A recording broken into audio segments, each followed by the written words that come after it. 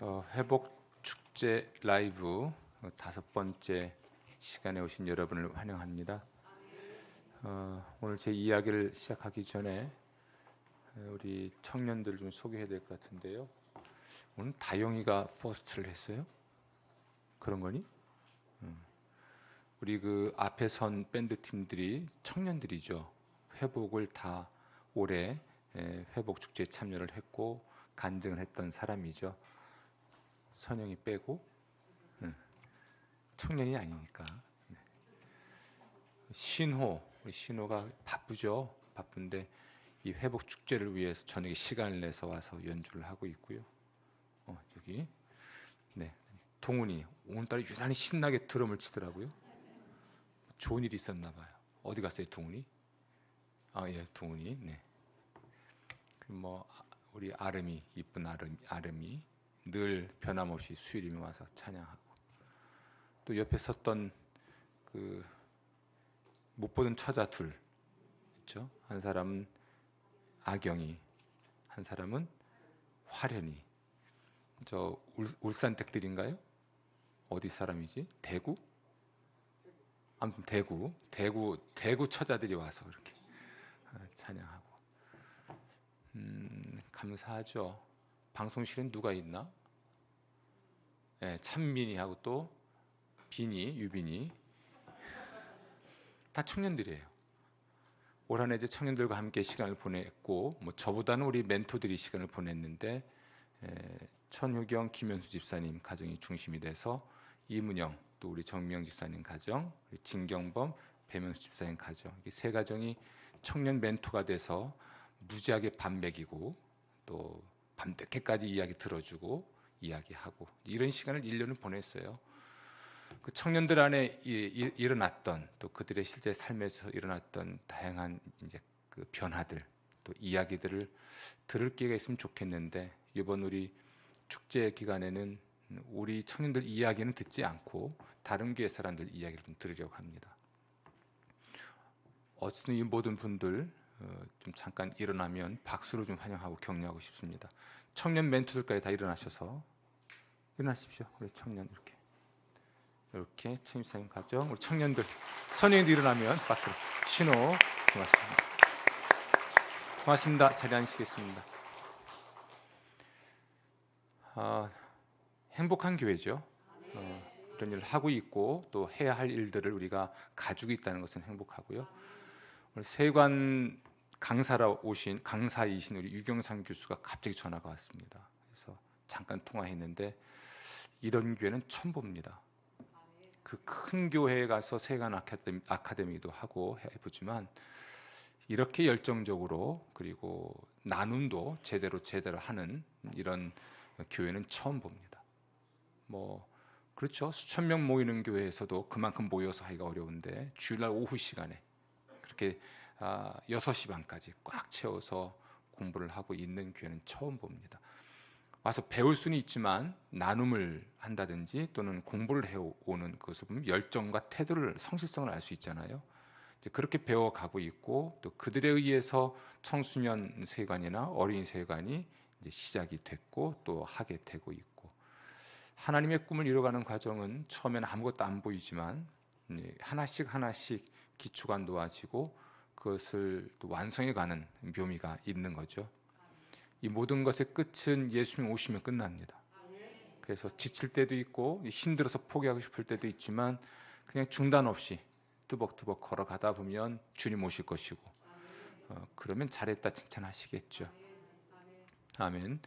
어렵거나 두렵다고 해서 변화를 우리가 포기한다면 우린 평생 그 정도로 살 겁니다. 죽는 그날까지 변화되지 않고 그냥 그 정도로 살겠지만, 용기를 낸다면 우린 더 나은 인격, 더 나은 관계, 더 나은 삶을 향유할 수 있게 되겠죠. 오늘은 회복 원리 5번째 함께 나누는 시간인데요. 따라합시다. 변화를 받아라. 우리 모두는 결코 잊을 수 없는 상처 하나는 다 갖고 있죠. 그리고 없애지 못하는 우리의 마음의 장애들, 또 우리의 삶을 혼란에 빠뜨리는 습관들을 가지고 있습니다. 이런 것들을 해결하려고 우리가 회복으로 가는 길이라고 하는 큰 주제를 가지고 몇 가지 원리들을 살펴보고 있는데, 영어 단어죠. 회복에 대한 영어 단어 recovery라고 하는 영어 단어 하나하나를 가지고 우리가 의미를 붙여가면서 이야기를 진행하고 있습니다. 회복 1원리가 뭐였죠? R로 시작하는 건데요. 내가 하나님이 아니라는 사실을 인식하라. 잘못을 저지르는 성향을 극복할 힘이 내게 없고 내 삶을 스스로 통제할 수 없다는 것을 인정하라. 회복 두 번째 원리는 무엇입니까? 나에게는 하나님이 계시고, 즉 이에 해당되는 것이죠. 하나님이 계시고 나는 하나님에게 소중한 존재이며 나를 회복시킬 능력이 하나님께 있다는 것을 어떻게 믿어요? 진심으로 믿으라. 그래서 이가 있죠. 세 번째 원리는 C로 시작하는 단어인데요. 세 번째는 무엇이죠? 내 모든 말과 삶을 예수님의 보살핌과 다스림에 맡기기로 의식적으로 선택하라입니다. 네 번째 원리는 O인데요.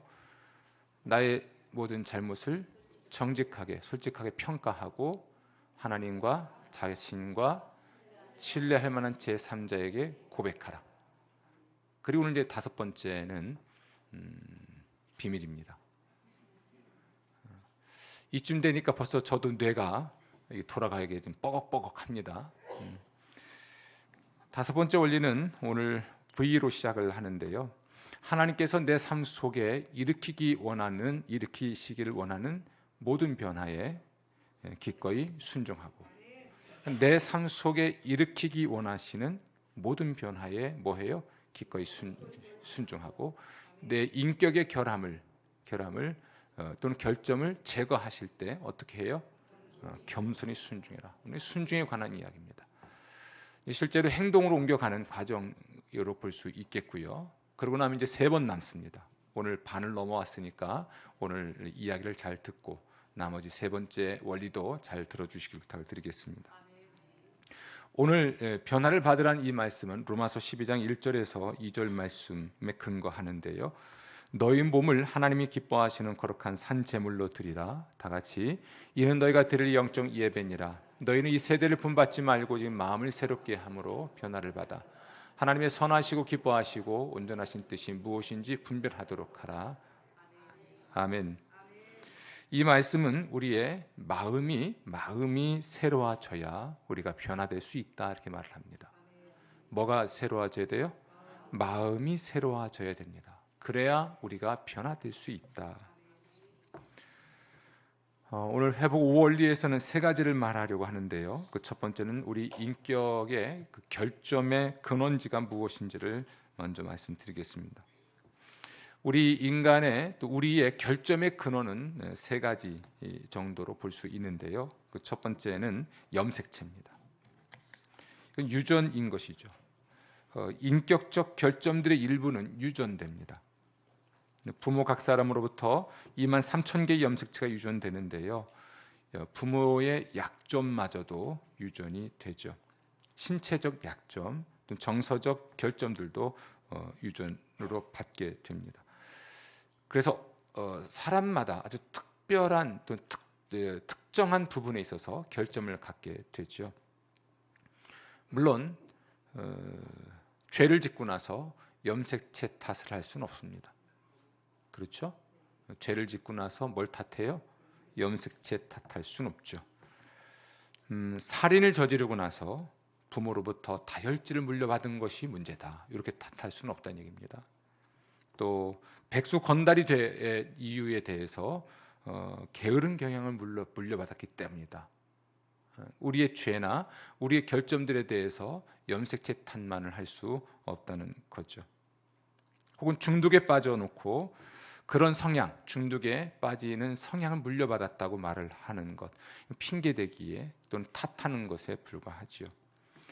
두 번째, 우리 결점의 근원은 환경입니다. 양육이나 교육이 결점의 근원이 되죠. 우리 모두는 아주 특정한 방식으로 양육을 받았습니다. 부모가 다르다면 다른 양육을 받았겠죠.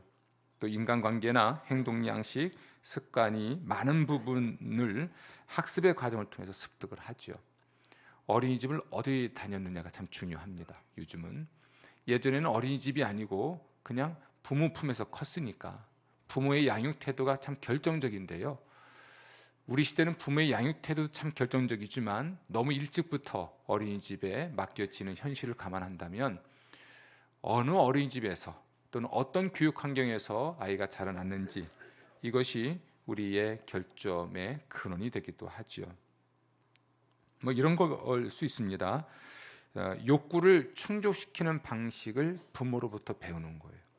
부모는 자기의 욕구를 어떻게 충족시키나 이것을 보고 우리가 부모가 그렇게 해결하는 것을 보고 배우는 것이지요.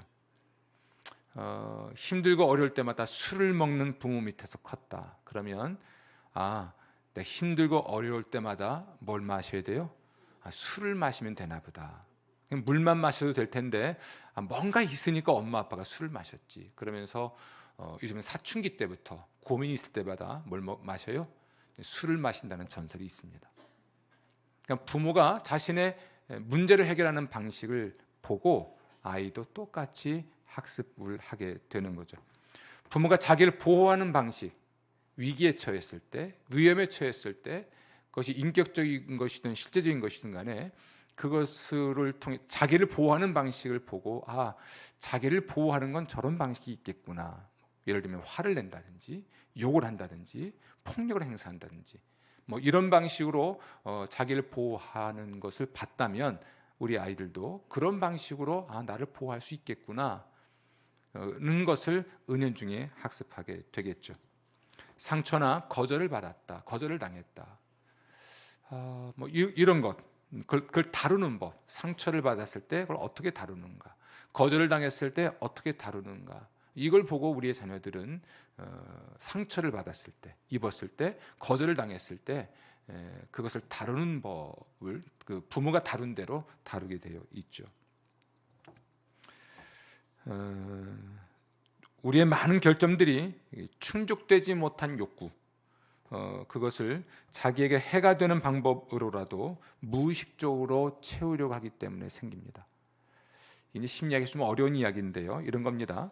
존중받으려는 정상적인 욕구가 있지만 어린 시절에 존중받지 못했다면 어떻게 해서든지 간에 관심을 끌려고 여러 가지 방법을 동원하지요. 이상한 행동 많이 하는 아이들이 있죠. 관심을 끌기 위한 이상 행동을 하는 사람들이 있습니다. 존중 대신에 존중을 해주거나 존중을 받거나 이런 존중 대신에 관심을 끄는 행동을 하니까 이상 행동을 해야만 합니다. 이상 행동을 해야 사람들이 관심 가져주잖아요. 이걸 존중으로 착각하는 것입니다. 또 사랑받으려는 정상적인 욕구가 채워지지 않으면요, 값싼 성을 통해서 정서적 친밀감을 얻으려고도 합니다. 그렇죠. 이게 심리학자들이 하는 이야기인데요. 그런 것 같아요. 안정감에 대한 욕구가 채워지지 않으면 소유물을 통해서 나는 안전해 이렇게 자기에게 최면을 걸고 그걸 과시하는 거죠. 세 번째, 우리의 결점의 세 번째 근원은 자기의 선택입니다. 유전적 요인도 있을 수 있습니다. 또 학습, 환경의 요인이 있을 수 있어요. 여기까지는 어쩌면 내가 통제할 수 없는 것이었을 수도 있습니다. 성장기에 내가 원하는 어린이집을 가고 내가 원하는 학교를 가고 내가 원하는 친구를 만나고 뭐 이럴 수 있는 건 아니잖아요. 근데 그런 환경에 놓여 있는 것이 좀 소극적인 측면이 있다면 이제는 이제 자기가 선택하는 문제가 있는 것이죠.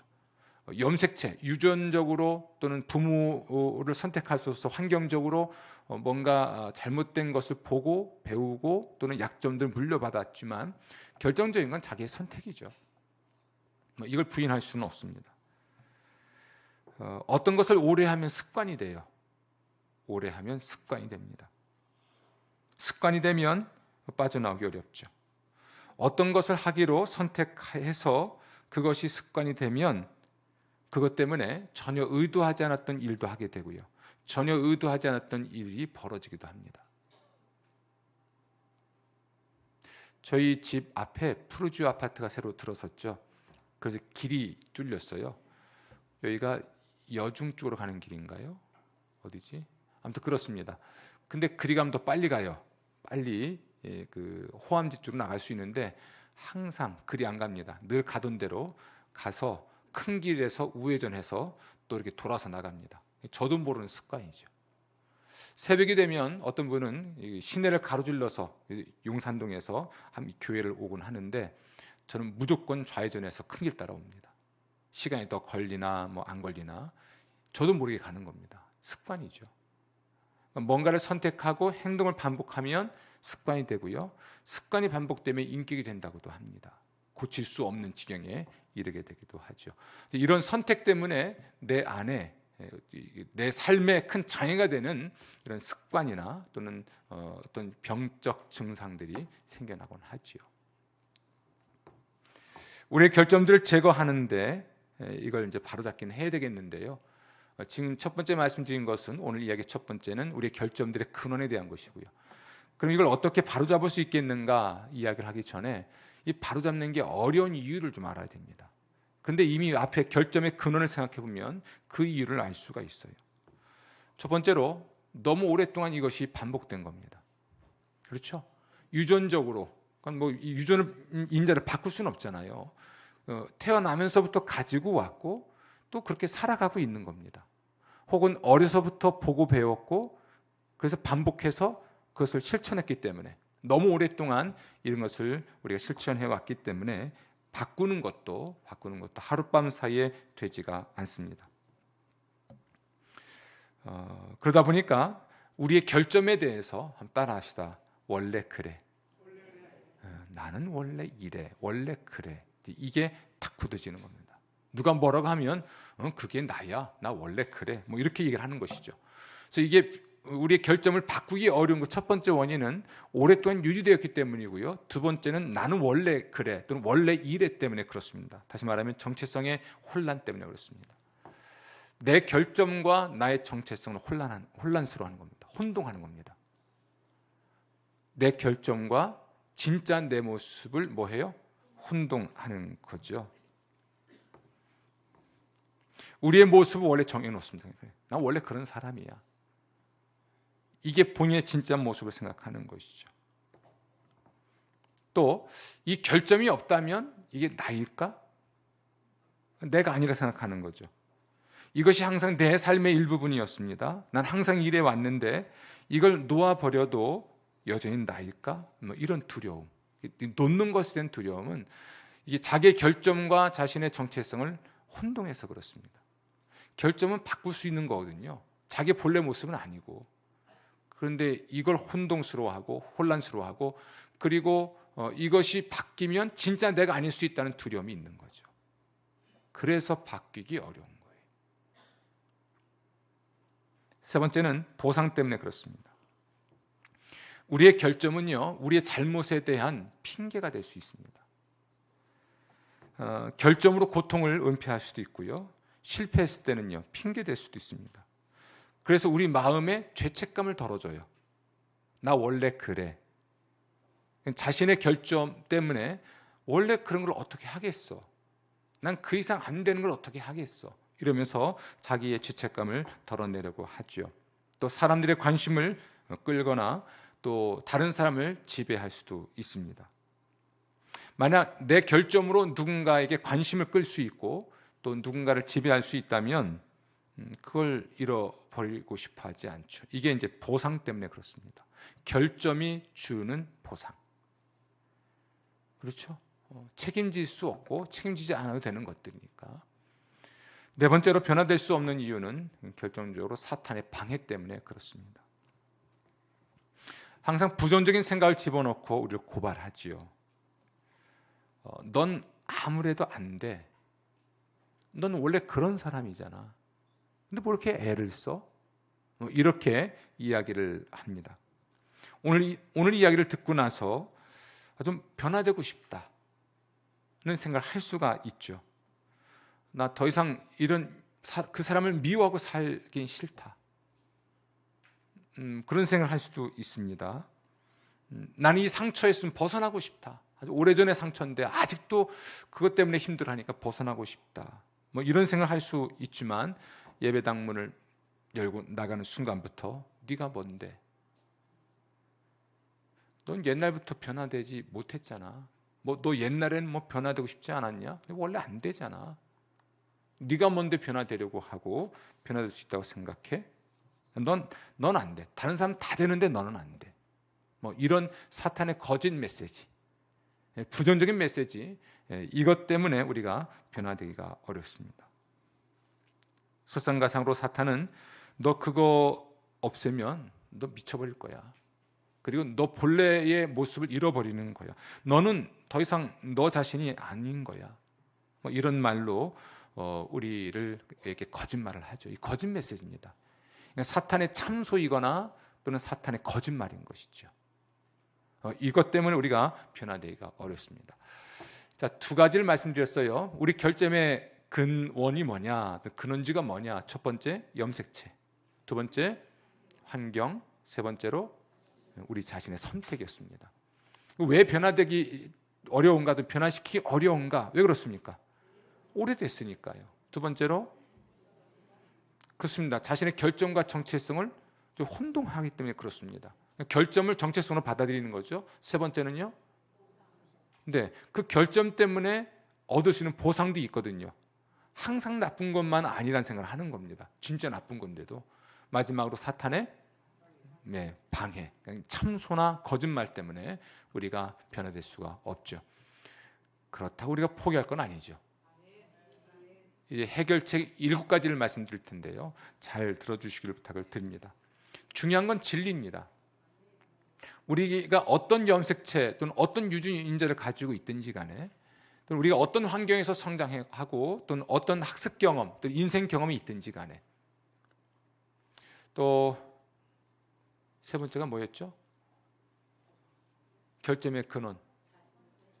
우리가 뭘 선택했고 선택한 걸 반복해서 습관이 되어 있고 심지어 인격으로 굳어진 것이 있든지 간에, 사탄은 변화될 수 없다고 이야기하고 또 정말 우리 스스로 변화될 능력은 또 없는 건 맞으니까 이런저런 실증 이야기를 통해서 우리가 변화될 수 없다고 말을 하지만 중요한 건 진리입니다.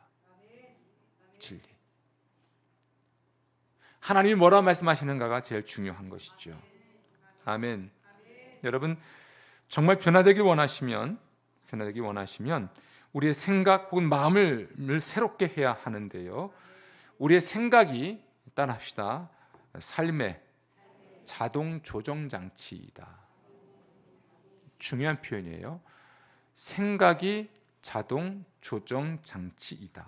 그러면 생각을 바꾸면 설정된 자동 조정 장치를 바꾸는 거잖아요. 그렇죠? 생각을 바꾸면 우리의 삶이 바뀌는 거죠.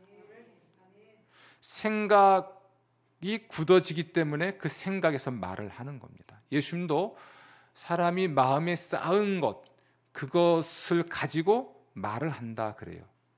마음에 쌓은 것을 가지고 말을 한다는 것이니까 생각하고 있는 것을 말을 하는 거죠.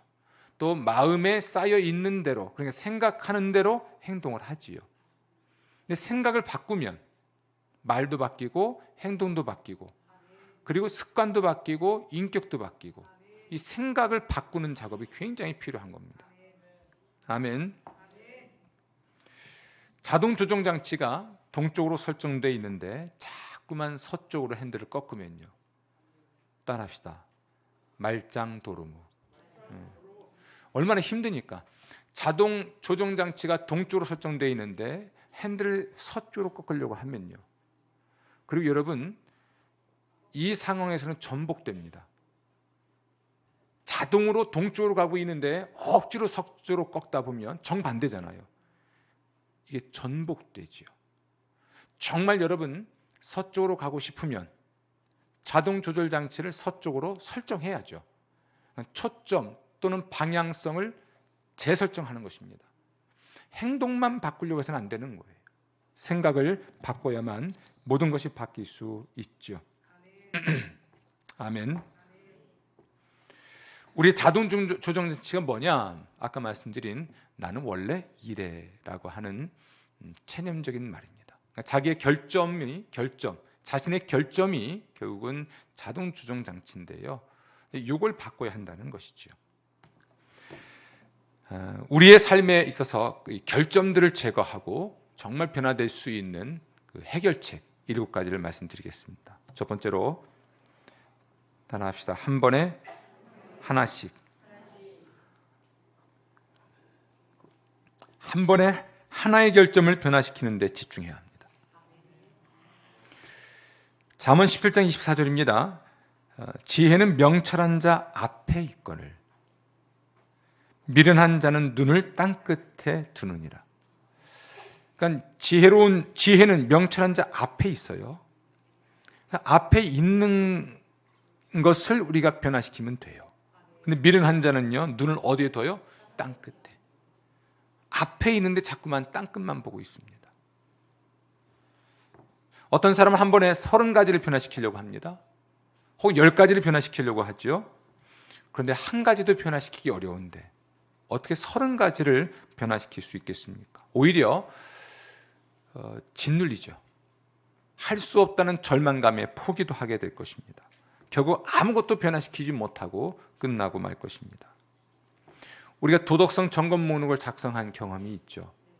그걸 살펴보는 겁니다. 그리고 하나님, 이것들 중에서 나에게 가장 해로운 것이 무엇입니까? 그것부터 변화시키겠습니다. 이렇게 기도하는 것이죠. 도덕성 점검 목록을 만들어 보고 그 중에서 가장 해로운 게 무엇인지를 하나님께 여쭙고 주님 말씀하시는 대로 그렇게 한 번에 하나씩을 우리가 변화시키는 데 집중하면 됩니다. 내가 원하는 것이 아니라 하나님이 원하시는 것, 내가 볼 때 해로운 것이 아니라 하나님 보시기에 절대적으로 해로운 것, 그것을 하나씩, 한 번에 하나씩 변화시키는 데 집중하는 것입니다. 하나님, 제가 더 나은 사람이 되고 싶습니다. 이렇게 기도하는 게 아닙니다. 아주 실제적이고 구체적으로 이야기해야 됩니다. 제가 해결하기 원하는 것은 저의 분노입니다. 제가 해결하기 원하는 것은 저의 염려입니다. 제가 해결하기 원하는 것은 누군가를 지배하려는 나의 태도입니다. 이런 것들로 구체적으로 우리가 이야기해야 되는 것이죠. 한 번에 한 가지씩 또는 한 번에 하나의 결점을 변화시키는 데 집중하십시오. 그렇게 하지 않으면 우리는 어떤 것도 변화되지 않은 채 그냥 똑같은 모습으로 10년째 살고 있을 것입니다. 두 번째로 한 번에 하나의 승리에 집중하는 것입니다. 아멘. 마태복음 6장 11절이에요. 우리에게 일용할 양식을 주십시오 하고 기도하잖아요. 그렇죠? 일용이 아니고 월용을 하는 사람도 있는데요. 그렇지 않습니다. 혹은 우리에게 연용할 양식을 주시옵소서, 이렇게 기도하지 않잖아요. 우리 예수님 말씀하시기를 일용할 양식을 달라고 기도하라고 말씀하십니다. 그 이유가 무엇일까요? 하나님은 우리가 하루 살 힘을 주십니다.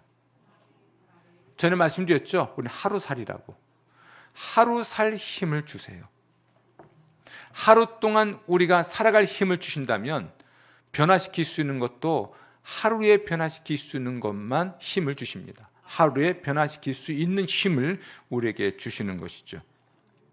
그런데도 불구하고 하루에 1년 동안 변화시켜야 될 것을 한 번에 변화시키려고 하면 1년이 지나서 승리할 수 있음에도 불구하고 하루에 승리하려고 하면 실패할 수밖에 없는 거죠. 아멘. 이런 이야기가 있죠. 코끼리를 먹는 방법은 한 번에 한 입씩. 코끼리를 한 입에 넣으려고 하지 말고 한 번에 한 입씩. 그렇죠? 그래요? 예, 맞습니다. 제가 오늘 점심에 아주 맛있는 칼국수를 먹었습니다. 한 그릇의 칼국수를 맛있게 먹는 방법. 한 번에 한 젓갈씩. 들이킬 수도 없을 뿐더러요, 그렇게 먹을 수도 없습니다. 우리는 그걸 너무나 잘 알아요. 그런데 우리의 변화를 생각할 때마다 우리는 한 번에 다 변화시키려고 하니까 해결이 되지 않는 것이죠. 하루에 하나의 승리를 할 수 있는 능력을 하나님께 받으십시오. 아침에 눈을 뜨면 오늘 하루 인내하기 원합니다. 기도하는 거죠. 아침에 눈을 뜨면 오늘 하루 정욕을 이기길 원합니다. 아멘. 오늘 하루 화내지 않기를 원합니다. 아멘. 오늘 하루 감사하기 원합니다. 오늘 하루 사랑하길 원합니다. 오늘 하루 긍정적이길 원합니다. 아침에 눈을 떠서 그 길을 하는 거죠. 오늘 하루 내가 승리할 수 있는 것에 집중을 하고 하루의 승리를 위해서 헌신하며 살아가는 것이죠. 아멘. 그렇게 하면서 제가 다시는 영원히 하지 않겠습니다. 그렇게도 하지 말라는 거죠. 왜 그렇습니까?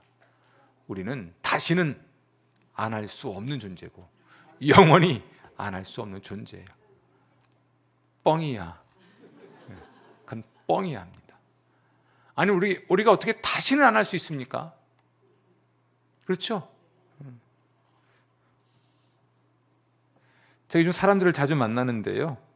얘기를 이렇게 듣고 또 얘기를 또 대답도 해야 되는데 보면 다시는 안 그럴게요. 다시는 안 그러겠습니다. 이 대답을 원하시는 것 같아요. 어떤 경우는 보면. 근데 거짓말 못 하잖아요. 제가 어떻게 다시는 안 그럽니까? 여러분 기대하지 마세요. 저한테. 우리 목사님 다시는 안 그럴 거야. 그렇게 제가 말을 하면 여러분 속으로 뭐라 해요? 뻥이야. 그런 거짓말 믿지 마세요. 애쓰고 노력은 하겠죠. 사람이 어떻게 한순간에 변합니까? 사람이 갑자기 변하면 어떻게 돼요? 죽을 때가 되는 거예요.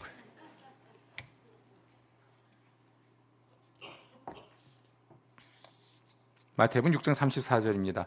내일 일을 위하여 염려하지 말라. 내일 일은 내일이 염려할 것이요 한날의 괴로움은 그날로 족하니라. 아멘. 내일 염려는 내일 하시고요. 오늘 염려나 신경 쓰세요. 우리는 아직도 일어나지 않은 일을 미리 염려합니다. 오늘 일어난 일도 염려하기 바쁜데, 그렇죠? 앞으로 해결될 문제를 너무 집중하지 말고 오늘 해결해야 될 문제를 집중하는 것이죠. 우리의 인격이 그렇습니다. 하루아침에 형성된 게 아니에요. 우리의 인격, 우리의 신념, 우리의 가치관, 우리의 세관이 하루아침에 형성된 거 아니에요. 사람이 그렇게 쉽게 변하지 않습니다. 원래 그랬든지 갑자기 변했어요. 그럼 원래 그랬든지 꽁꽁 숨겨놨다가 드러난 것뿐이죠. 원래 그랬더니 우리가 몰랐던 모습을 보게 된 거지 어느 날 갑자기 그 사람이 나빠졌다든지 어느 날 갑자기 좋아진 것은 결코 아닙니다. 사람의 변화, 인격의 변화는 오랜 세월이 걸려요. 우리의 인격이 그렇잖아요. 오랜 세월 동안 쌓여서 형성된 것이 인격인데 어떻게 하루아침에 변합니까? 급진적인 변화는 특별한 동기부여가 되고요. 그로부터 점진적으로 성장하는 변화가 우리에게 있는 거죠. 아멘. 우리 시대는 뭐든지 인스턴트 시대인 것 같습니다. 먹는 것도 인스턴트. 외국인이 한국에 와서 제일 먼저 배우는 게 욕이래요. 그 다음에 배우는 거 빨리빨리. 제일 먼저 배우는 게 욕이고 두 번째는 빨리빨리랍니다. 그래서 이제 우리는 모든 걸 빨리빨리 해결하려고 하지요. 참 더딥니다. 엉망진창이었던 사람이 어느 날 갑자기 조용기 목사님이 되는 줄 알고 있고, 이런 갑자기 새벽기도 나오면 영성이 쫙 올라갑니까? 그런 거 아니에요. 전에 말씀드렸죠. 하루아침에 1000권의 책을 읽을 수가 없습니다. 우리 지식의 지평이 넓어진다든지 세관이 넓어진다든지 하는 우리의 세관의 변화, 가치관의 변화 이런 것들도 내가 지금 집에 가서 이거 펴놓고 읽어보세요. 창세기 1장부터 요한계시록 마지막 장까지 금방 읽을 수 있나? 말이 안 돼요. 이건 축적되는 거예요. 꾸준히 축적되는 겁니다. 제가 종합검진을 받으면요, 이래봬도 근육량이 많은 사람이에요. 근데 요즘 운동을 많이 못해요. 그런데 이게 지난 수십 년 동안 꾸준한 운동을 통해서 형성된 근육이죠. 운동을 한 달, 두 달, 석 달 못하고 검사를 해도 이상할 만큼 근육량이 많아요. 근데 운동을 안 하던 사람은요, 헬스장 가서 하루에 무지하게 무거운 걸 들고 나서 근육량을 재보세요. 변화가 없습니다. 그렇죠? 할 수도 없을 뿐더러 그런 겁니다. 어느 것도 하루아침에 이루어지지 않습니다. 하루에 1mm 혹은 1cm씩 자라나야 하는 것이고요. 매일 성장하는 것이고 그렇게 매달 성장해서 성숙한 사람이 되는 것이죠. 언제까지 이 문제를 해결하겠다, 이 습관을 고쳐버리겠다, 그런 결심도 하지 마십시오. 그냥 하루에 하나씩 한 번의 승리를 위해서 노력하십시오. 아멘. 혹시 여러분 오늘 하루 승리한 게 있다면 하나님 오늘 승리하게 해주셔서 감사합니다. 내일은 모르겠어요. 내일 못할까 봐 감사조차 못하지는 마십시오. 이런 거죠. 오늘 승리했습니다. 옆 사람 붙잡고 나 오늘 승리했어 얘기하는 거죠. 옆 사람은 고생했네, 응원할게 이래야지. 내일은 이렇게 묻지 마십시오. 설마 내가 내일도 이걸 할 수 있을까? 이 두려움 때문에 감사함의 길을 놓치지 말라는 겁니다. 오늘 승리했으면 하나님 감사합니다 이야기하고 옆 사람한테 자랑하십시오. 내일 일을 염려하지 말고 내일 실패했으면 난 또 실패했어 이러면 되는 거지. 내일 성공 못할까 봐 미리 두려워서 감사를 못하고 또 자랑을 못하는 이런 사람 되지 마십시오. 세 번째, 내가 아닌 하나님의 능력에 집중해야 합니다. 우리가 첫 번째 원리에서 그 얘기했죠. 나는 하나님이 아니다. 잘못을 저지르는 성향을 극복할 힘이 내게 없고 나를 회복시킬 능력이 나에게는 없어요. 그렇죠? 내 삶을 스스로 통제할 능력도 나에게 없어요. 난 원래 그런 존재입니다. 그래서 나의 변화를 위해서 나에게 집중하면 실패합니다. 하나님의 능력에 집중해야죠. 우리의 의지력이 얼마나 허무한지 아시죠? 의지력 참 허무합니다. 어제 저녁에 제가 손님이 와가지고 저녁 잘 먹었어요. 배 두들고 집에 가면서 이러면 안 되는데 내일부터는 굶어야지. 그리고 아까 퇴근해서 집에 가서 여보 밥 줘 그랬어요. 그렇죠? 의지력이 그냥 하루 사이에 아무것도 아니에요. 우선 배고프면 밥을 먹어야죠. 근데 제가 밥을 먹는 이유가 있습니다. 핑계를 대는 거죠. 교회 갔다 와서 먹을까 봐. 지금 먹어야 돼. 그러면 교회 갔다 와서 또 먹어. 그러니까 초저녁에 밥을 먹는 이유는 안 먹자니 갔다 오면 또 뭘 먹으니까 먹고 또 갔다 와서 또 먹고.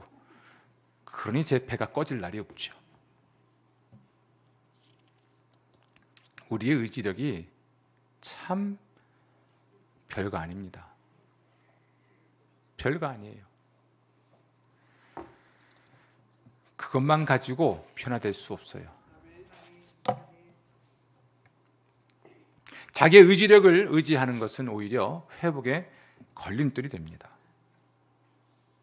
이런 용어가 있죠. I can do it 혹은 just do it 이런 말들. 난 할 수 있다. 그러니까 바로 그것을 해라. 이런 말들.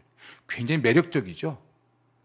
근데 우리는 이 생각, 이런 세속적인 생각에 사로잡혀서 뭐든지 할 수 있다고 생각하니까 절망하는 겁니다. 우린 결심대로 되지 않습니다. 아까 말씀드렸죠. 결심대로 되지 않아요. 어제 저녁에 너무 많이 먹어서 배가 나올까 봐 걱정되니까 배 두드리면서 내일 저녁은 안 먹어야지 해놓고 하루 지나니까 또 먹잖아요. 결심한 대로 안 되죠. 작심 하루 또 안 갑니다. 예레미야 13장 23절입니다. 표범이 그의 반점을 변하게 할 수 있느냐? 할 수 있을진데 악에 익숙한 너희도 선을 행할 수 있으리라. 이게 무슨 말일까요?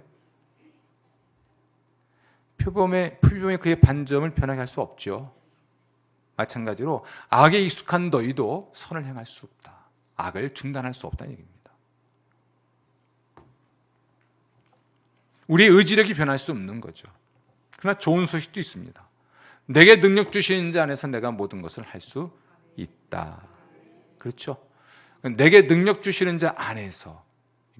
두 번째 원리가 무엇이었습니까? 나에게는 하나님이 계시고 나는 하나님의 소중한 존재이고 나를 회복시킬 능력이 하나님께 있다는 것을 진심으로 믿으라. 이 두 번째 원리잖아요. 내게 능력 주시는 자 안에서 내가 나를 변화시킬 수 있고 내가 변화될 수 있고 내 결점들을 고칠 수가 있는 거죠. 아멘. 그래서 이렇게 고백하는 겁니다. 주님, 제 힘으로 변화될 수 없다는 것을 저는 압니다. 주님께서 제 결점을 제거해 주실 것을 의지합니다. 하나님께 가져가서 말씀을 드리는 것이죠. 우리는 매 순간 매일같이 우리의 결점들을 가지고 주님께 나아가서 쓰레기통에 집어넣고 주께서 이걸 처리해 주기를 부탁드릴 수가 있을 것입니다. 우리의 힘이 아니라 하나님을 신뢰하십시오. 그분의 능력을 신뢰하고 그분을 의지하십시오. 그분이 힘을 주실 줄로 믿습니다. 제가 집에 가서 밥을 안 먹을 줄로 믿습니다. 또 먹어야 되는데. 네 번째로 원하는 것에 집중해야 합니다. 빌립보서 4장 8절입니다. 무엇에든지 참되며 무엇에든지 경건하며, 다 같이, 무엇에든지 옳으며 무엇에든지 정결하며 무엇에든지 사랑받을 만하며 무엇에든지 칭찬받을 만하며 무슨 덕이 있든지 무슨 기림이 있든지 이것들을 생각하라. 아멘. 좋은 것에 초점을 맞추라는 거죠. 우리가 초점을 맞추는 것, 그것에 의해서 지배를 받습니다. 우리가 초점을 맞추는 것, 그것이 나를 지배합니다. 나쁜 것에 내가 초점을 맞추면 그 나쁜 것이 나를 지배하지요. 지나간 과거에 초점을 맞추면 이제까지 말씀드렸듯이 백미러를 보고 인생을 운전하게 될 것입니다. 우리가 할 수 있는 것, 그리고 하나님께서 원하시는 것에 우리가 초점을 맞추면 그것이 우리를 지배하죠. 하나님이 원하시는 것이 우리를 지배해요. 오늘 말씀에 나와 있는 대로 참된 것, 경건한 것, 옳은 것, 정결한 것, 사랑받을 만한 것, 칭찬받을 만한 것, 이런 것들에 초점 맞추면 이것이 우리를 지배하고 우린 이것을 향하여 걸어가고 있는 것을 알게 될 것입니다. 아멘. 우리의 주의를 끌고 있는 것, 이것이 우리를 사로잡지요. 나는 성에 대해서 생각하지 않을 거야. 나는 절대로 그 생각 안 할 거야. Never. 생각하지 않을 거야. 근데 뭐 하고 있어요? 생각하고 있어요. 성경은 유혹하는 자를 대적하라 했지 유혹을 대적하라 하지 않았습니다. 유혹과 싸우면 함께 진흙탕에 굴게 돼 있습니다. 그렇죠? 유혹자를 대적해야지 유혹과 씨름하진 않습니다. 왜 그럴까요? 유혹과 맞서면 맞설수록 우리는 유혹에 빠져요. 유혹이 있을 때 초점을 다른 데로 돌리면 됩니다. 정신적 채널을 돌리는 건데요. 난 절대로 이 프로그램을 보지 않을 거야. 난 안 볼 거야. 안 볼 거야. 안 볼 거야. 그러지 말고 채널 돌려요. 그렇죠? 왜 켜놓고 안 볼 거야, 안 볼 거야 그러고 있어요.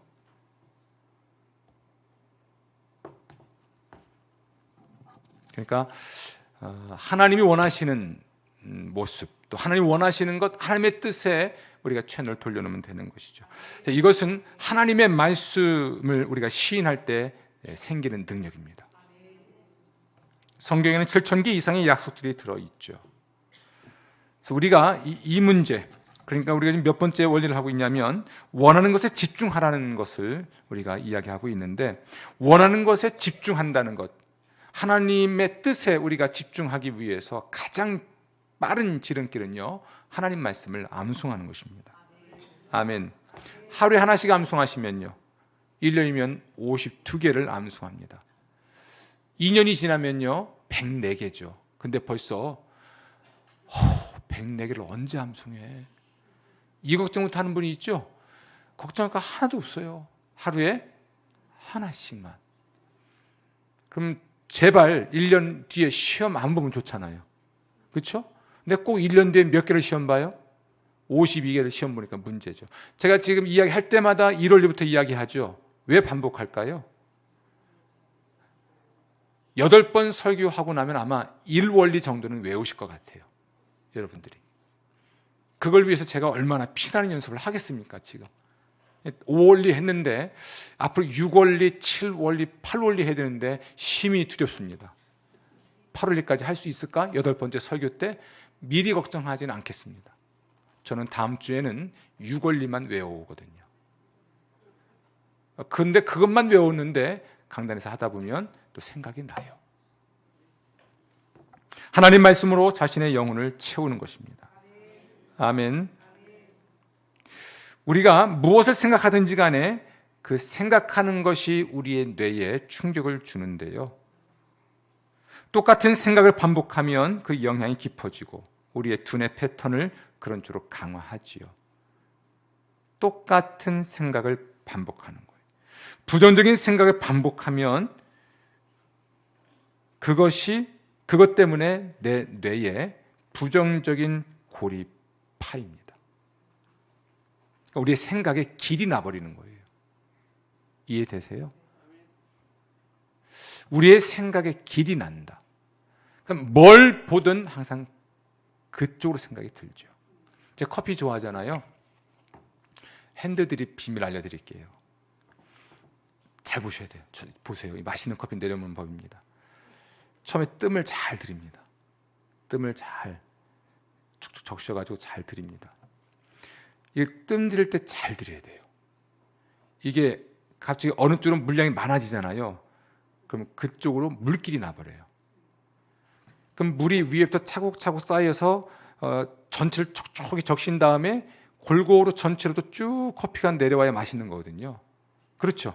근데 한쪽으로 물길이 나버리면요, 물을 부으면 부을수록 다 어디로 가요? 그쪽으로 나가요. 그럼 오른쪽으로 물길 나버리면요, 왼쪽에 있는 커피는 추출이 안 돼요. 콩 30g을 넣어서 추출을 해서 30g의 콩 전체에서 맛있는 커피를 추출하고 싶으면 전체로 물이 골고루 분배가 돼서 다 젖은 다음에 뜸이 잘 들은 다음에 잘 내려와야 돼요. 제 커피 배울 때 많이 혼났습니다.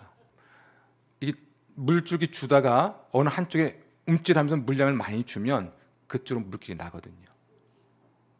지금 무슨 얘기하는지 아시죠?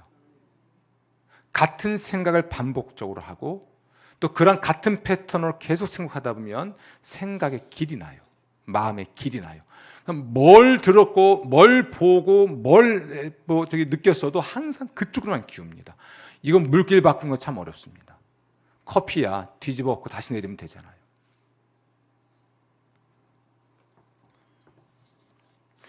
우린 좋은 방식으로 물길 내면 되잖아요.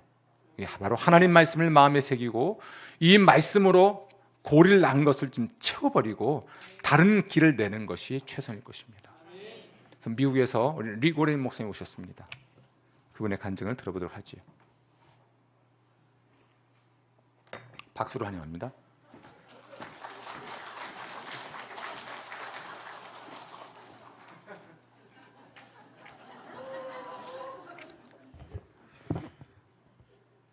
(1981년) 새들백교회가 세워진 지 2년째 되는 해에 나와 함께 있었던 사람들은 내가 심각한 우울증에 걸렸다는 것을 알 것이다. 연초에 건강 문제가 발단이 되어 나는 우울증에 빠졌고 할 일은 많았지만 해낼 여력이 없었다. 그래서 연초에 대부분의 시간을 우울하게 보내며 낙심하고 있었다. 그때 나는 작은 카드를 이용하여 한쪽 면에 긍정적인 내용의 성경 구절을 쓰고 반대쪽 면에 그 말씀을 개인적이고 구체적으로 시인하는 내용을 썼다. 가령 그러므로 이제 그리스도 예수 안에 있는 자에게는 결코 정죄함이 없나니 라고 한쪽에 쓴 다음에 반대쪽에 하나님은 나의 우울증을 정죄하지 않으신다. 하나님은 나의 좋은 날에나 나쁜 날에나 언제나 나를 사랑하신다 라고 쓴다. 또 내게 능력 주시는 자 안에서 내가 모든 것을 할 수 있느니라 라고 쓰고 반대쪽에 나는 오늘 하루도 승리할 수 있다. 오늘은 어제보다 더 좋은 날이 될 것이다. 나는 강해지고 있다. 나는 이 우울증이 두렵지 않다. 왜냐하면 사랑 안에 두려움이 없고 온전한 사랑이 두려움을 내쫓기 때문이다 라고 쓴다. 나는 그런 카드를 뭉치로 가지고 있었다. 1981년 잠자리에 들기 전에 내가 매일 밤 마지막으로 한 일은 그 성경 구절들을 읽고 시인하고 생각하는 것이었다. 아침에 눈을 뜨면 침대에서 나오기 전에 먼저 그 카드들을 집어 들고 읽었다. 나는 그 카드들을 호주머니에 놓고 다니면서 생각을 재프로그래밍했고 긍정적인 생각을 하며 내 정신 속에 새로운 골을 만들었다. 그러자 불과 4주, 5주 만에 그 엄청난 우울증이 떠나갔다. 그 이후로 나는 더 이상 우울증에 빠지지 않는다. 물론 누구나 그렇듯이 이따금씩 낙심할 때가 있다. 그러나 심각한 우울증과 싸우는 일은 더 이상 없다. 왜 그런가? 내 생각을 프로그래밍 했기 때문이다. 사람들이 당신은 어떻게 그렇게 긍정적입니까? 라고 묻는다. 나는 삶에 대한 성경의 진리를 암송하는 훈련을 하는 한편 TV 프로그램이나 다른 사람들이 주는 삶에 대한 거짓말을 믿지 않는다. 그러자 나에게 커다란 변화가 일어났다.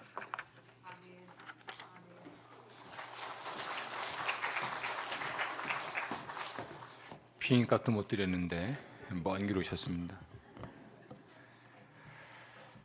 가끔 제가 그런 말씀을 드리곤 하죠. 밤에 잠을 자지 못할 때 성경을 읽습니다. 그리고 일기에 옮겨 씁니다. 많은 양을 읽을 수도 있겠지만 그냥 생각 없이 읽다가 제 가슴에 불에 끼는 말씀이 있으면 쓰죠. 그 문장을 쓰고 또 그 말씀을 중심으로 낙서도 하고 깊이 생각을 합니다. 그러다 보면 어느새 제가 잠을 자고 있는 거죠. 그것도 이와 유사하지 않을까 싶어요. 우리의 생각에는 저울이 있는 것 같아요. 한쪽은 부정적인 생각과 말들, 이런 것들이 있고요. 한쪽에는 하나님의 말씀들이 놓여 있을 수 있죠. 항상 우리가 부정적인 말들이나 생각으로 기우는 이유는 왜 그럴까요? 의외로 우리가 하나님 말씀에 헌신하지 않기 때문에 그렇습니다. 하나님 말씀을 읽지 않기 때문이고, 특히 하나님 말씀을 암송하지 않아서 그래요. 치매 예방법, 성경 암송이 있습니다.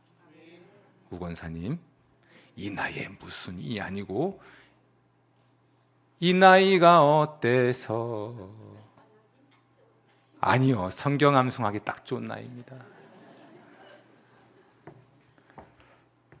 의외로 우리는 하나님 말씀에 대한 헌신이 부족한 것 같아요. 많이 읽는 걸 자랑할 수 있습니다. 하지 말라는 게 아니고 말씀을 암송할 수 있어야 합니다. 하루에 한 구절씩.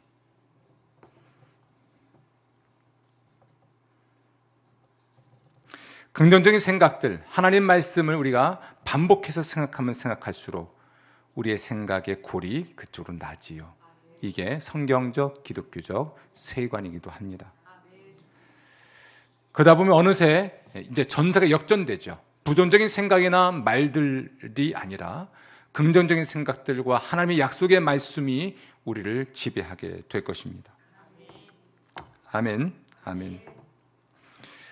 다섯 번째로 기분이나 느낌이 아닌 선행에 집중을 하는 것입니다.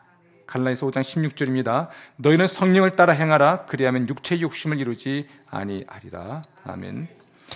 우리의 결점을 제거하기 위한 7가지를 말씀드리는 건데요. 첫 번째는 한 번에 하나의 결점을 변화시키는 데 집중하라. 두 번째, 한 번에 하나의 승리에 집중하라. 세 번째, 내가 아닌 하나님의 능력에 집중하라.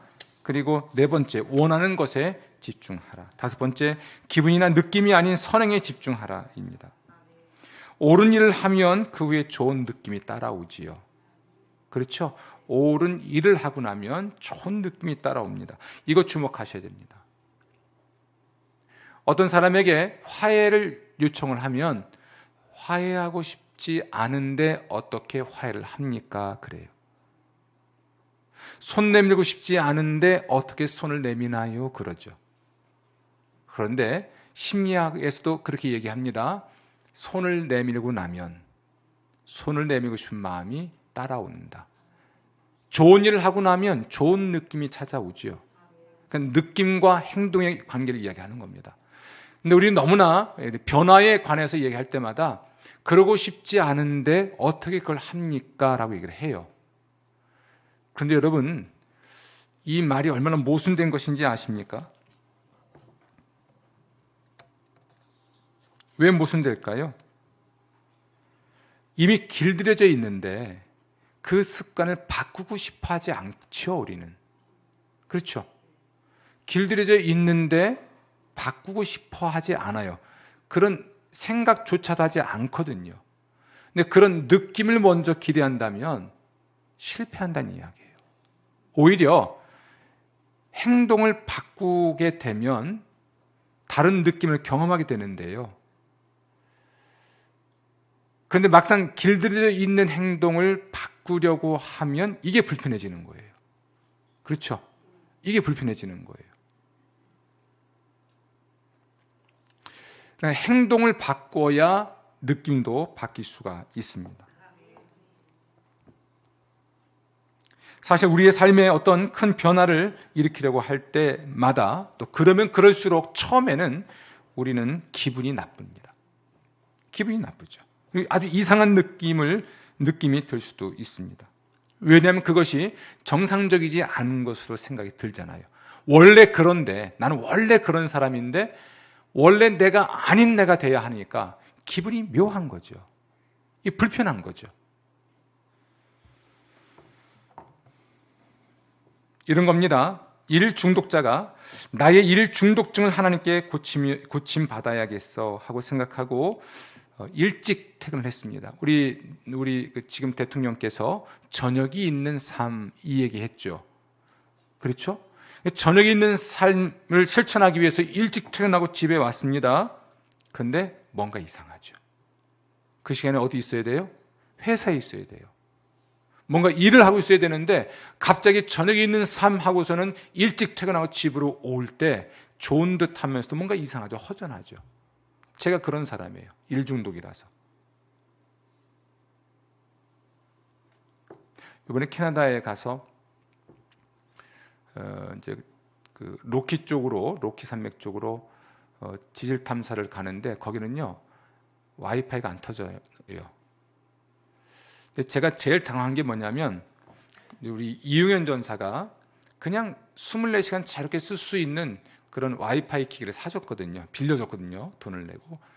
근데 저한테 신신당부한 게 뭐냐면 공항에 가셔서 반드시 어디에 가서 찾아가세요 그랬어요. 근데 출국수속 밟아놓고 그냥 가버린 거예요. 제가 그 입국을 출국장으로 나가고 나니까 깜빡 든 거죠. 그래서 이제 거기 관리한테 물어봤더니 그럼 다시 입국 심사 받고 다시 출국하십시오 그러는 거예요. 못 하는 거죠. 근데 갑자기 당황스러워진 겁니다. 이거 어떻게 전화하지? 캐나다 가서 어떻게 전화하지? 생각이 많죠. 그래서 어떻게 했을까요? 그 출국장 안에 있는 KT를 찾아가서 또 뭘 가입을 해가지고 그걸 겨우 챙겨갔는데요. 이것도 안 되는 거죠. 로키에 가서는요. 내가 지금 이 핸드폰에 또는 전화에 깊이 빠져 있구나. 불안한 거죠. 핸드폰이 없으면. 그러니까 이게 익숙하던 것을 변화를 줘야 한다고 할 때는 우선 그게 오서 이상한 겁니다. 그 느낌이 이상하죠. 불안하죠. 과식을 한다든지 또는 술을 먹던 사람이 그 습관을 깨려고 하면 입안에 아무것도 없어서 이상하지요. 술 끊어본 사람들은 알 거예요. 술을 안 먹으면 뭔가 이상한 거잖아요. 담배를 끊어본 사람은 알 겁니다. 금단 현상이 오잖아요. 이게 이상한 거죠. 느낌 얘기하는 겁니다. 행동을 바꿨을 때 이상한 느낌이 드는 건 맞습니다. 그러나 좋은 행동을 하고 나면 좋은 느낌도 들잖아요.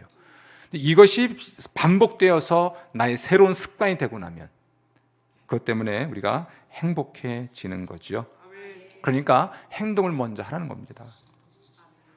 따라합시다. 일단 저질러라. 일단 행동하는 겁니다. 그래야 느낌 따라와요. 이 말은 그러고 싶지 않아요. 그래서 그렇게 못해요 라고 말하는 분에게 하는 이야기입니다. 그러나 행동을 하고 나면 다른 느낌을 갖게 될 것입니다. 6번째로 나를 도와주는 사람들에게 집중해야 합니다. 우리 곁에는 우리를 도와줄 수 있는 올바른 사람들이 있죠. 여러분 리커버리에서 4번째 원리가 뭐였습니까? 자기의 잘못을 정직하게 평가하고 하나님과 자신과 신뢰할 만한 제3자의 고백하라이죠. 신뢰할 만한 제3자가 내게 있는 것. 바로 그 소그룹, 그 공동체, 나를 도와주는 사람에게 집중하는 거죠.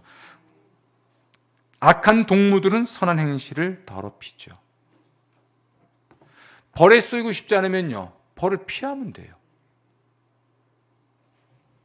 우리를 유혹하는 것이 어떤 종류의 사람인지 안다면 그들 피해야 됩니다. 어떤 분이 그럽니다. 목사님, 왜 제 주변에는 이런 부류의 사람들만 자꾸 모이죠? 그래서 제가 뭐라 했을까요? 당신이 그런 사람일 수도 있습니다. 유유상종이잖아요. 자기는 이해가 안 되는데 왜 자기 주변에 그런 사람들만 오는지, 왜 자꾸 나를 찾고 나를 찾아오는지, 그럼 뭐라 하겠습니까? 제가 솔직하게 말해줘야 되잖아요. 그 사람도 잘못됐네 이러는 것보다 어쩌면 당신이 그런 사람인지도 모릅니다. 그들이 생각하기를 나의 동료라 생각하니까 당신을 찾아오지요. 그리고 나서 같은 일을 하고 있으니까 거절하지 못하고, 그러니까 벌에 쏘이고 싶지 않으면 어떻게 하라고요? 벌을 피하면 되는데 피하지 않고 끌려가니까 언제든지 부르면 함께 할 수 있는 사람으로 여겨지는 것이죠.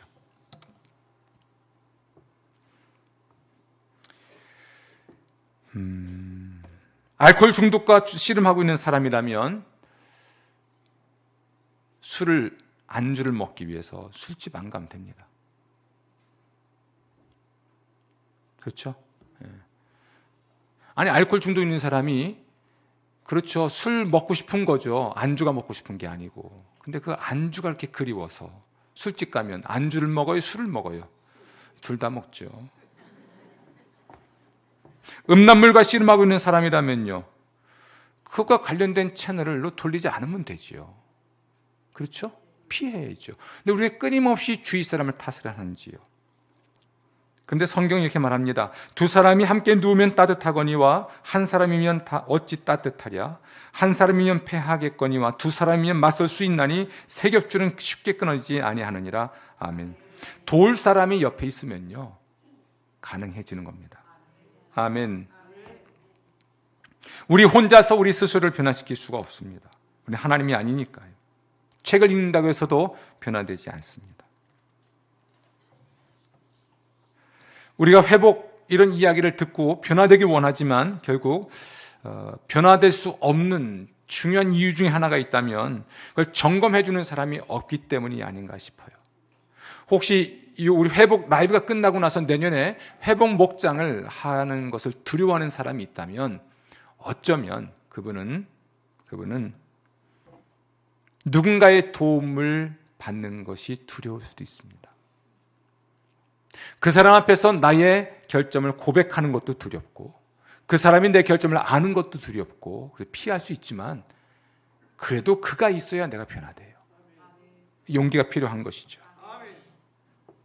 철이 철을 날카롭게 하는 것 같이 사람이 그의 친구의 얼굴을 빛나게 하느니라. 아멘.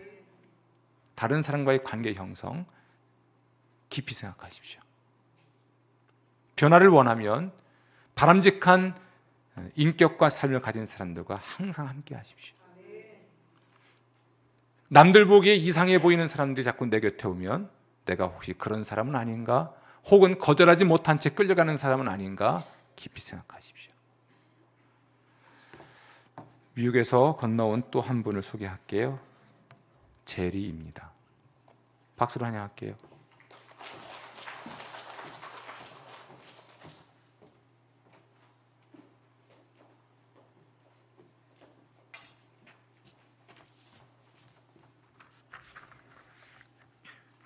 나는 몇 주 전에 존 목사님을 비롯한 다른 사람들과 한 세미나에 참석했다. 참석자들은 각자 간증을 해야 했다. 약 100명 정도의 사람들이 있었는데 한 사람이 일어섰다. 그는 너무 긴장한 나머지 덜덜 떨면서 여러분 모두가 한 사람씩 대하면 정말로 좋은 사람이지만 이렇게 많은 사람 앞에 서니 좀 겁이 납니다 라고 말했다. 나도 지금 그런 심정이다. 나는 새들백 교회의 한 교인이다. 또한 꼬박 30년 동안 죄로 얼룩진 삶을 살면서 술로 양심을 마비시키려 했던 사람이다. 그러한 삶의 열매는 병원, 정신치료시설, 교도소, 법원을 들락거리고 이혼, 강경화, 알코올 진전성만과 금단성 발작이었다. 나는 17년 동안 자기의와 자기의지와 교만으로 인해 스스로의 힘으로 회복해보려는 부질없는 노력을 했었다. 설상가상으로 하나님이나 하나님을 따르는 사람들에 대해서 마음이 강팍했다. 그런데 8년 반 전부터 구주 예수님에 의해 술에 대한 집착이 날마다 조금씩 사라지기 시작했다. 그리고 그로부터 3년 4개월 후에 43년 된 나의 흡연 습관에 대해서도 예수님께서 똑같은 일을 행하셨다. 그것이 어떻게 가능했을까? 수십 년 동안 실상을 부인해 오던 내가 마침내 낮아져서 나를 위해 역사해 달라고 주님께 간구했기 때문이다. 예수님의 사랑과 은혜를 경험하면서 마침내 나는 예수님께서 내 삶 속에서 이루시기 원하시는 모든 변화를 기꺼이 받아들이려는 마음을 갖기에 이르렀다. 하나님의 뜻에 따라 나는 4년 동안 성경 공부를 했고 6주 전에는 회복축제의 사역의 종 목사님이 남성 성경 공부 인도자의 책임을 나에게 맡기셨다. 하나님께서 그 무한한 지혜로 죄로 얼룩진 나의 과거를 변화시키셔서 중독으로 고통당하는 사람들을 도울 유용한 도구로 만드셨다. 에베소서 2장 10절에서 우리는 그가 만드신 바라 그리스도 예수 안에서 선한 일을 위하여 지으심 받은 자니 이 일은 하나님이 전에 예비하사 우리로 그 가운데서 행하게 하려 하심이니라 라고 말씀한다. 하나님께서 만성질환에서 해방된 후에 우리가 따라가야 할 길을 알려주셨다. 구체적으로 그것은 절망 속에서 씨름하는 사람들을 위해 겸손하게 자원하여 봉사하는 것이다. 만일 당신의 삶이 인격의 결점들 때문에 엉망이 되어 있다면 회복축제 사역에 동참하기 바란다. 그렇게 할 때 당신의 삶 때문에 고통스러워하는 사랑하는 주변 사람들에게 너무 늦기 전에 안식을 줄 수 있다. 사도 바울은 너희 안에서 착한 일을 시작하신 이가 그리스도 예수의 날까지 이루실 줄을 우리는 확신하노라 라고 빌립보서 1장 8절에 말했다. 그리스도 예수를 전심으로 신뢰하라. 왜냐하면 예수님께서 나를 사랑하고 용서하셨듯이 당신도 사랑하고 용서하시기 때문이다.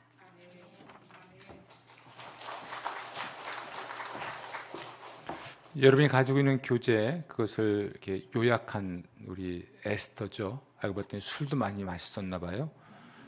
다시 한번 박수로 격려해 주십시오. 고맙습니다. 우리의 모든 의지를 다 동원해도 이런 변화를 경험하는 것은 어렵거나 불가능하지요. 어떤 요법도 어떤 세미나도 어떤 테이프를 다 동원해도 이런 변화를 경험하기가 어렵거나 불가능합니다. 예수님만이 변화시키실 수가 있죠.